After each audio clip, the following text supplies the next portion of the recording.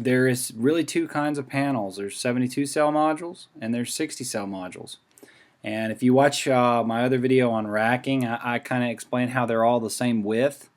And the reason that they're all the same width is because, when you have a bunch of racks, you want your racks to be able to accommodate any panel. So like, over here on my racking, I show you can see where the aluminum extrusions go through the panels. They're almost all the racking manufacturers are making these extrusions in roughly 10-foot and 13-foot lengths, so they can accommodate 3 panels and 4 panels, and then there's some 5-foot lengths and some out there, but most of them, Snap and Rack comes in 10-footer, what I call a 10-footer and a 13-footer. It's really a 122-inch and 162-inch. So when you have your solar panels, your 72 cell module has just got 2 more rows of 6 solar cells on it usually, and it's just taller. It's 77 inches tall. These are the modules that we're going to use on the ground most of the time. If you have a shallow slope roof that's easy to access, you might use the panels on the roof. I've used them on the roof before, but usually these are a little bit heavier, more unwieldy. The 60 cell module is what you're going to see most of the time on the roof and on residential projects, and these are going to be available in a black color more often. You get a black on black or a black frame. Now when I'm talking about the colors of the modules, and you hear me say black on black, that's an industry term there. So I know not all y'all are in the solar industry, so I'll show you like a black on black module. If you look at this picture I've got here, there's a black on black module with a black back sheet. You don't see any white in there at all. It's a monocrystalline. And then there's a there's just a monocrystalline panel with a silver frame, and then a monocrystalline panel with or a polycrystalline panel. So I'm trying to find a picture of this. That's a black frame. They're not showing it very good, but there's a black frame, white back sheet, black panel. So some people are this is a module spec sheet for an Axitec module. Some people are real picky. If you're doing something for an HOA or something, they really want that all black module. Some people just want a black frame, but when you do a black frame with a white back sheet, you're going to see those white pieces where the solar cells are mounted onto the back sheet. But it's funny because it's the one drawing I have, or this is from one of my slideshows that I presented at Prepper Camp, and I've got a black frame on the 72 cell module, and that's just not very common. Usually the 72 cell modules are for solar farms and commercial projects, and they're going to have silver frames, and the 60 cells are going to have black frames because that's just more of a residential thing. Although black does show the dirt. So what's the difference between a 72 cell module and a 60 cell module? Well, they got more. The 72 cells have more, other than the fact that they're bigger and they weigh more. They have more solar cells on them, so they have more voltage that they output. So the open circuit voltage and the max power voltage on those 72 cell modules is more than the 60 cells. So if you're designing a system and you're right at the limit with one of your charge controllers or maybe one of your inverters, usually what it means is, on a grid tie job, we'll put 6 or we'll put 12 60 cell modules together, but we'll only put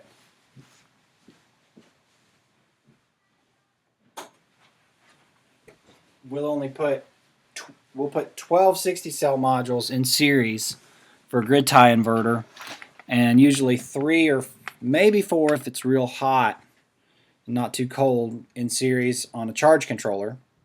But with the 72 cell modules, we'll put 3 in series on a charge controller, and we'll put like 9 or 10 or maybe 11 can be an odd number. Sometimes 10 or 9 is what we'll use for we're in Georgia, North Georgia, so we're in the southeast.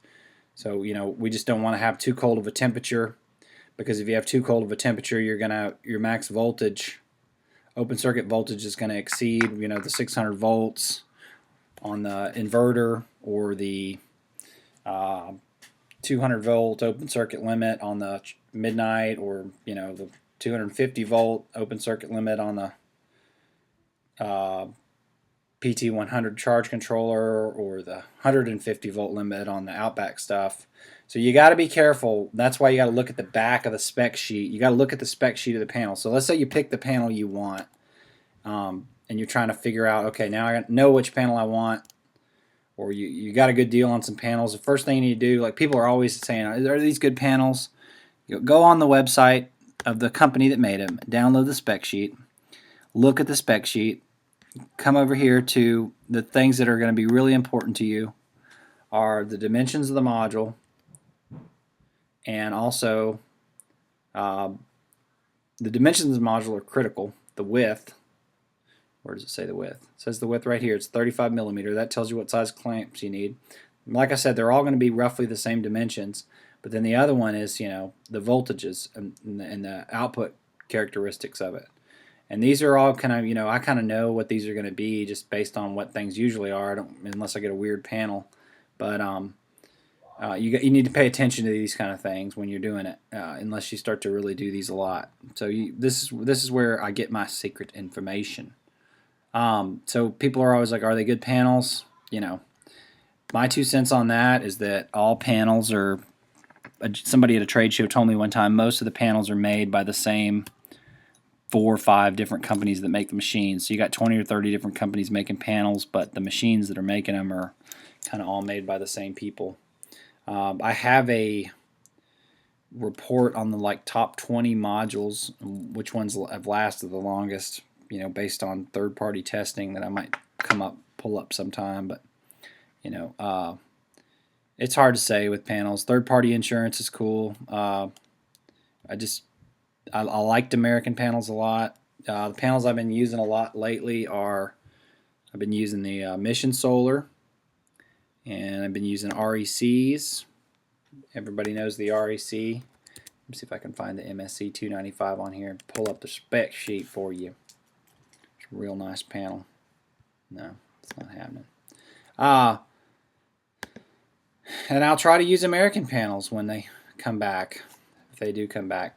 So real quick, going to wire your panels. You hear me talking about series versus parallel connections. There's the series connection. That's what I'm talking about when you're building voltage. You've got 2 panels. I'm just calling them 30 volt panels to be simple. You got 2 30 volt panels. You plug the positive into the negative. Now you got 60 volts. That's how you series wire a panel. Now I clip wires and do all kinds of other stuff, but you're going to build voltage, and then you're going to parallel at some point if you're doing a charge controller, or you might just build voltage and then crimp on home runs and go down to your inverter. There's an example of a parallel connection. They make those little multi MC4 branch connectors, but if you start using too many branch connectors, you start needing to do like mechanical lugs or combiners or something like that. You end up using a combiner box. There's a combiner box. And that's how you would do a bunch of parallel connections after you series wired them. There's some pictures of combiner boxes. These are from the Midnight website, just downloading Midnight manuals. There's some 300 volt breakers. I don't like them because you have to come into the top of them, but whatever. I've used it plenty of times. These are just old pictures, but you get the idea of what a combiner box is, and that's what you're going to do if you're doing a charge controller. So that's my little video on solar panels, and which panels to buy. I think that should be, how much what kind of deal are you getting, and where are you going to put them? How important is it to that they look a certain way? I know a lot of people do get used panels, and there's used panels on Craigslist. If I go on Craigslist at any given time, I can always find some solar panels on there, and everybody's always asked me, is that a good deal? It can be. $225 or 250 watt panel. There's one on Craigslist right now. $160 each. So you're not going to pay shipping because you can pick them up locally, but at 160 bucks, pull up the calculator if it'll pop up. So 255 watt panel. So what's the cost per watt? So how do you do the cost per watt? Well, you divide the dollars by the watts. So $160 divided by 250 watts, that's 64 cents a watt. Nah, pretty good deal. I mean, that's a good deal. Jinko, I've heard of them before. I'm a local solar installer. We use in-phase inverters. Sounds like he's going for it hard. I think I might know this guy. But there's another one, 160 bucks. Sun Edison, that was probably a pretty good panel. You know, so can you buy panels? If you're only going to buy a couple of panels, you might get an okay deal on Craigslist. If you're going to buy a ton of panels, you know, like a pallet, you know, that's the next step up, and you're going to pay shipping. But good panels, you know, they're all pretty good. If just look out for micro cracking and discoloration and stuff like that. Their panel, you know, so you look at the wattage of a panel. So we got a Solar World. This is just a comparison, and these wattages are pretty close together, but SW325 XL mono and a SW320 mono. They're both XL. This says XL here, this says XL here. But these panels, you know, they're the exact same size just about. And a lot of time the spec sheet will have a bunch of different watt power wattages of the panel on there, but the panels are roughly the same size. It's 39.4 by 78.46, and this other panel is 39.4 by 78.46. So what's going on here is you got a 325 and a 320. Well, when they're making these cells, and I'm not a solar scientist, I don't know exactly how they make these cells, but when they're making these solar panel cells, each one of them, they're baking them in like a loaf and then slicing them thin. Some of them are coming out more efficient than others, and every time they do it, it seems like every couple of months they're more efficient. Well, that's why you have different power ratings on these panels. So when people say, is this a good panel, you know, is efficient, or people ask me these questions, you know, it's always like, well, you know, it's a good panel, but what you might have is, you know, somebody might be trying to say, let's say you go to your local jackleg solar installer. He doesn't do battery jobs, but he does sell solar panels. And you go to his house, and he's got some, or you go to his, not his house, so you go to his warehouse, and he's got some 265 watts, and he's got some 280 watt modules. And you're thinking, well, what's the difference? Why are the 265s so much cheaper? They're the same size panel. Well, what you have here is you have a 265 and a 280. Well, the 280 is more efficient than the 265. If they're both the same size, but the 280 watt module is making 15 more watts than the 265 watt module, then you can realize that you got more power out of the same amount of square footage.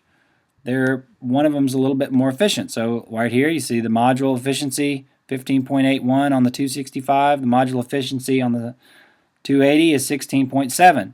So efficiency only comes into play when you're dealing with a very small amount, like if you don't have much square footage and you got to get the maximum amount of power as you possibly can out of your solar, minimum amount of panels, or you're trying to maximize your labor or something like that. I tend to go for, you know, a middle ground. I don't use the panels that they're printing like yet that they're making just right off the batch the most efficient panels, because they're just so expensive. But you know, a year later, the most efficient panel was still the most efficient panel when it came out, so it was really nice.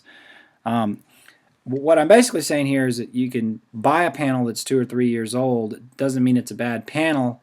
It's just less efficient than the panels they're stamping out now. These panels are the exact same size. One's making more power than the other. One's more efficient and newer. But it's not like you know, you're ever gonna know much of a difference. I mean, there's still Solar World 250s lying around that were bought up for solar projects and never got used, and then, you know, people buy them up. So there is a bit of a retail market for solar panels, and then hey, these modules were, you know, bought for a project and never got used, and they're 3 years old, but they've been sitting in a warehouse on a pallet for 3 years. Would I buy a panel? Would I buy panels like that and use them? on a job, absolutely nothing wrong with those type of panels. Now, panels that were taken off of a job that were already installed and have been moved around and clacked around, 4 or 5 times and schlepped up and down the ladders, you do run a little bit of a chance with a used panel. But if it's an older panel that is hasn't been used, it's just been sitting in a pallet, and now all of a sudden it's a 2015 model and everybody's moving the 2018 models, then that's different. So that's kind of my spiel on, is this a good panel? Now, Solar World's cranking out 300 watt panels. LG's cranking out like 350 watt panels. The newest panels out there right now are, I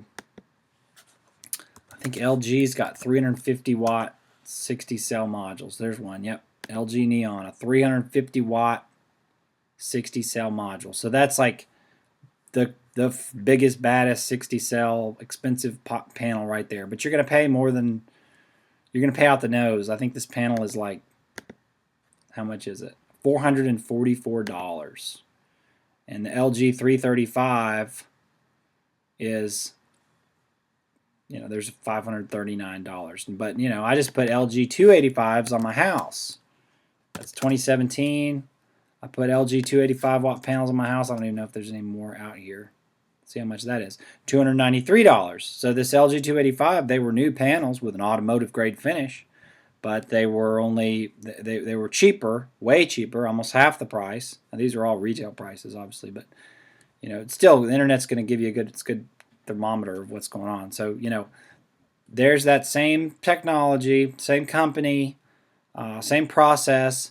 Just the cells are less efficient, and they're not going to make as much power per square foot. But when you're paying $200, $300 more a panel, you make that decision. If you're one of those person that has to have the newest, latest, greatest every time, then that's not where you save money on your project. Maybe you save money by hot wiring it, or I don't know, whatever. So that's my little take there on, is this a good panel? So this is Johnny Valentine with Gain Solar. Appreciate everybody watching this video, and I'll try to put out more if I can get the time to do so.